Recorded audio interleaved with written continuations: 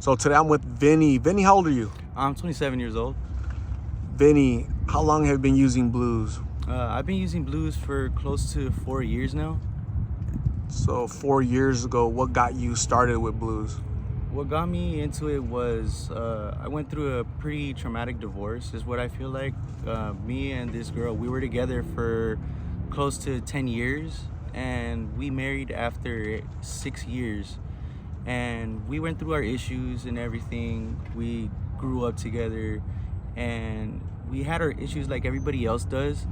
But I just feel like when we had our last argument and our last conversation, I didn't feel like it was gonna lead to what it led to. She mentioned that, what would you do if I left? And I told her, I don't know what I would do. I feel like I would be lost. I don't know what exactly I would do with my life, because most of my life I spent it with her, and everything that I knew was around her. I never really spent any time by myself. And she said, everything's gonna be all right. It was just a question. And come to the next day, I go about my usual routine. I make my lunch, kiss her goodbye and tell her I'll see her later, and I go on to work. I call her later on in the day, and she doesn't pick up. I'm not worried anything about it. I'm thinking that she's just asleep or, doing her own thing. Call her again later as we're getting ready to leave the property where we were working at. Still no answer. I'm getting a little concerned by then. Then I call her once again with no avail. And it's the time I'm getting home from work. And she picks up as I'm pulling in, and she tells me that she's at a doctor's, and she's kind of keeping her voice down and says that she can't talk at the moment. And once I get into the apartment, it looks like it's been ransacked. Everything that she owned, anything that was to her name, it was all gone. And I freaked out. Like, I looked everywhere. I looked in every room. I looked in every place that someone could be just hiding and playing a prank on. But she was gone. And within an hour, I had probably blew up her phone with over like 300 phone calls and messages. And she finally picks up and tells me, I'm sorry. I'm sorry it had to be this way, that things had to end this way. Because I feel like you have a lot of issues that you have pent up that you need to work on. And, love can only put up with so much. And me, I didn't know how to take that in. And she just kept floating around that she's sorry, that it had to be that way. And I kept begging her and asking her if she can come home, that we can work on it. I could change and stuff like that. I have a lot of issues with my anger, but I've never been the type to put my hands on her. But I have been, aggressive around, like punching walls, getting aggressive and stuff like that, but never have I put my hands on her. And when we were going through our conversation, this guy comes on the phone and says, look, man, I have a lot of respect for you and for everything that you've done for her. But she's getting tired of like all this stuff that you put her through when you get mad and when you get angry and you just can't control yourself. And I got mad because he was intruding of what was supposed to be mine and hers relationship, right? And I got mad. I told him off and stuff like that, and we just continued arguing back and forth for a few minutes. Then she gets on the phone again and she says, see, this is why I feel like we need to spend time away from each other, because look at the way you are, look at how you're getting, look how aggressive you've gone with only so little time. And I told her, this has nothing to do with it. Like, this is some guy trying to get into our relationship. And that's when he mentions that he's dating her. And I didn't know how to take that, somebody else coming into my relationship and just taking her out of my life. So after that, 6 months down the road, we're finalizing our divorce, and I'm working at a different company, and I'm going through some back pain, and a coworker tells me about, these pills that you can smoke them and you can get high and it can take some pain away. I didn't know anything about it. I'm usually just the type to take Advil or Tylenol. That's it. So I try it, and for a week, 2 weeks straight, he's just feeding me these pills every time I tell him, like, oh man, my back's hurting, my shoulders hurting from unloading and stuff like that. And after about 2 weeks, and I don't have anything, I call him up. I'm like, hey man, what the hell is all this? Like, I can't sleep.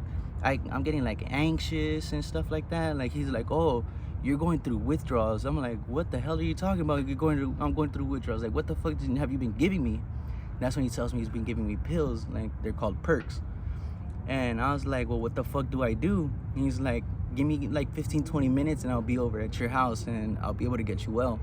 So while I'm waiting, I take a Tylenol and I take an Advil thinking that it's gonna help me out. I'm still sweating bullets, I'm fucking cold and it's hot outside. And he gets to my place and brings out a foil, gets a straw, and he lights it up and he gets me high. And ever since 2019, it's just been steady. My life has been from up here and just steady going downhill. Sometimes people go through traumatic experiences and heartache, just problems, right? Yeah. At home. As I mentioned to you earlier, a lot of people that I interview, they say they've experienced something and they're trying to numb that pain, right? Whether it's abuse, mental, emotional, physical, some type of abuse occurred at some point in their life and they're trying to numb it with blues, you name it, right? Yeah. And although the past 3-4 years your life has not been going in the direction that you wanted, intended, or even deserve, but you know that there's hope, right? There's hope. You mentioned to me that you were clean for 6 months. Yeah, I was. What triggered you to go back? Just out the blue, I got this message. It was just like a happy holidays message from her, and for some reason it just gave me a little small ray of hope that, like, hey, maybe she does want to talk to me again and see if things work out. And turns out that wasn't it. She was just trying to see how I was doing, and that's it. Just trying to see if I was okay. So it seems like because you invested so much time in that relationship that it's been really hard for you to let go. Yeah. Heartache happens to all of us. I've been through it. I know a lot of people have been through it. Sometimes we fall down and we have to get back up. I asked you if you've ever thought about harming yourself. Yeah. And you told me what? I told you no. I have thought about harming myself, but I've never actually went through and tried to hurt myself that way. What has kept you from trying to go through with that? It's been mainly thinking about my siblings, my little brother and my little sisters. Before I got into my addiction, I was what some people could say I was my little brother and my little sister's idol. I got my little brother into working on cars, skateboarding, and BMXing at a really young age. And I haven't seen my little brother Jacob since I started my addiction, and it's because I don't want him to see me the way I am. I feel like it's gonna hurt him more than it's hurting me. You are sharing your story because you know that this can impact a young person out there and be like, you know what? Don't try them. Don't do it. Let's learn some coping skills to deal with some trauma or pain, because these pills aren't it.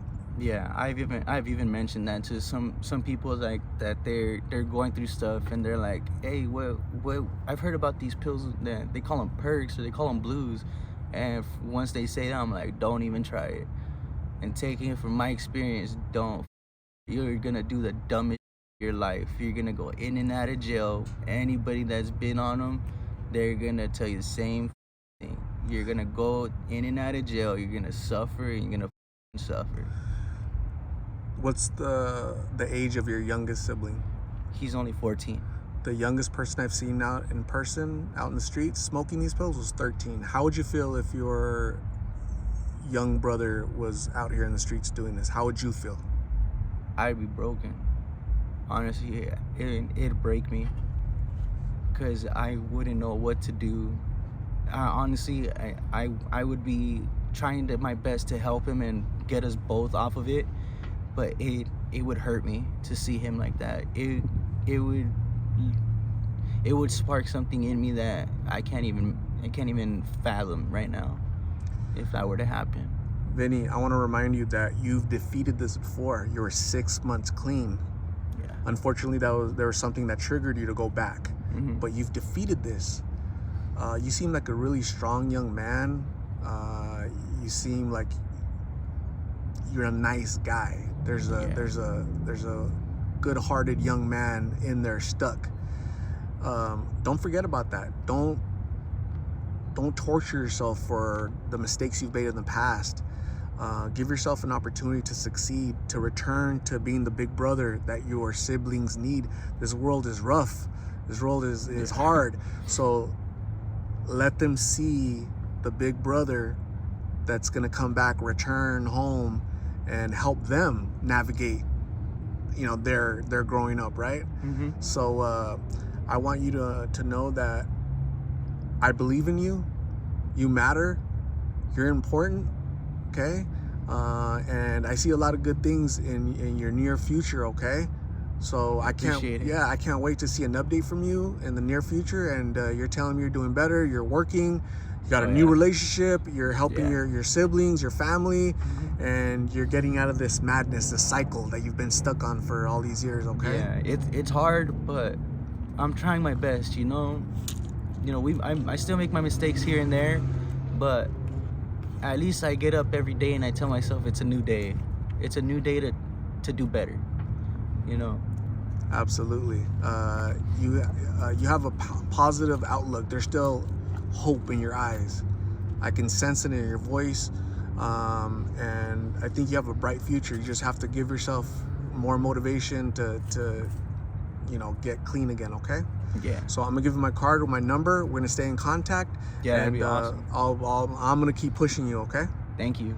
I appreciate that. Thank you, Vinny.